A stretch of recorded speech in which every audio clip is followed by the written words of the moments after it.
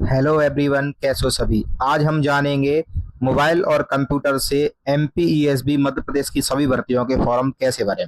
तो सबसे पहले हम अपने मोबाइल और कंप्यूटर में गूगल ओपन करेंगे और उस पर टाइप करेंगे एमपीईएसबी। एमपीईएसबी टाइप करके उसको सर्च कर देंगे तो सबसे ऊपर लिखा आ रहा है MP employ selection board Bhopal. तो उस पर हम क्लिक करेंगे। उस पर क्लिक करने के बाद आपको कुछ ऐसा इंटरफेस मिलेगा, जैसे किसी की इंग्लिश है या किसी की हिंदी है। हिंदी मीडियम वाले हिंदी चुने, इंग्लिश मीडियम वाले इंग्लिश चुने। तो देखो, मैं आपको हिंदी चुनता हूँ, ठीक है। अब हिंदी चुनी तो ऐसा खुल के आ जाएगा। फिर देखो, सबसे ऊपर आपको दिख रहा है आवेदन पत्र। तो आवेदन पत्र पर आप क्लिक कीजिए। अब एमपी के जो भी फॉर्म होंगे सबसे ऊपर आ जाएंगे, जो करंट में चल रहे होंगे। तो देखो, करंट में अभी क्या चल रहा है, समूह 03 उपयंत्री मानचित्रकार प्रयोगशाला तकनीशी एवं अन्य समकक्ष पदों की भर्ती हेतु संयुक्त परीक्षा 2026। ठीक है। तो इसके बाद हम क्या करेंगे, देखो ये इस पे को थोड़ा सा ये पीडीएफ लिखा है और पीडीएफ के बगल में ये पेज सा है, इस पेज पर क्लिक करेंगे।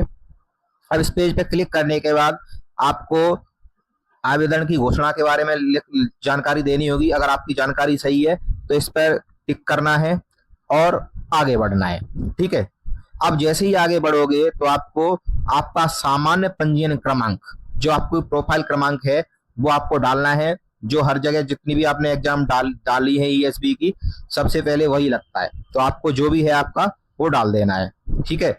जैसे मैं डाल रहा हूँ ये कि आप भूतपूर्व सैनिक हैं या दिव्यांग हैं, कोई भी हैं। अगर आप कुछ भी नहीं है तो बिना वर्ग पर क्लिक करेंगे। ठीक है। आप मध्य प्रदेश के स्थायी निवासी की छूट वाली श्रेणी में आते हैं। अगर आप श्रेणी में आते हैं तो हाँ करेंगे, नहीं आते तो नहीं करेंगे। ठीक है। उसके बाद है कि 1/1/1963 के बाद राष्ट्रीय सेना के कैडेट के रूप में आप भर्ती किए गए हैं, हाँ या नहीं में आपको क्लिक करना है। ठीक है। इसके बाद नीचे आना है। फिर आपको ऑप्शन मिलेगा कि आप विक्रम पुरस्कार से सम्मानित हैं। तो अगर आप सम्मानित हैं तो हाँ करना है, अगर सम्मानित नहीं है तो नहीं करना है। ठीक है। इसके बाद आपको शासकीय सेवा में नीचे दी गई विभिन्न अंकों की ये वाली, जो आपको 5% बोनस अंक लेना चाहते हो नहीं लेना चाहते, आप शासकीय सेवा में हो या हाल ही में भारत पाक संघर्ष, जो भी है आपको हाँ या नहीं करना है। ठीक है। इसके बाद आपको ये नीचे शैक्षणिक अर्हता के बारे में पूछा गया है। आपको जो भी मतलब जो पोस्ट दे रखी है, आपको अपने पेपर कोड के हिसाब से आप कौन सा किस पेपर के लिए, electrical engineer, mechanical engineer, civil engineer, किस पोस्ट के हिसाब से आप भरना चाहते हैं वो इसमें से आप भर दीजिए। किसी को एच है, जे है, जो भी है। ठीक है। इसके बाद आप आइए, मध्य प्रदेश के रोजगार कार्यालय में जीवित पंजीयन होना अनिवार्य है।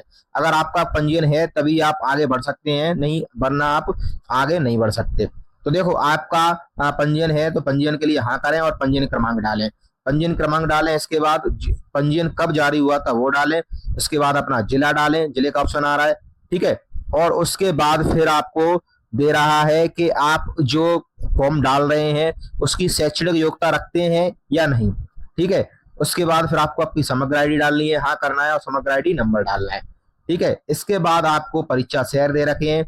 आपकी आपकी सुविधा के अनुसार आप अपना परीक्षा शहर चुनें और घोषणा पत्र पर क्लिक करके आगे बढ़ें। जैसे ही आप आगे बढ़ोगे तो आपका फॉर्म कंप्लीट हो जाएगा, पेमेंट का ऑप्शन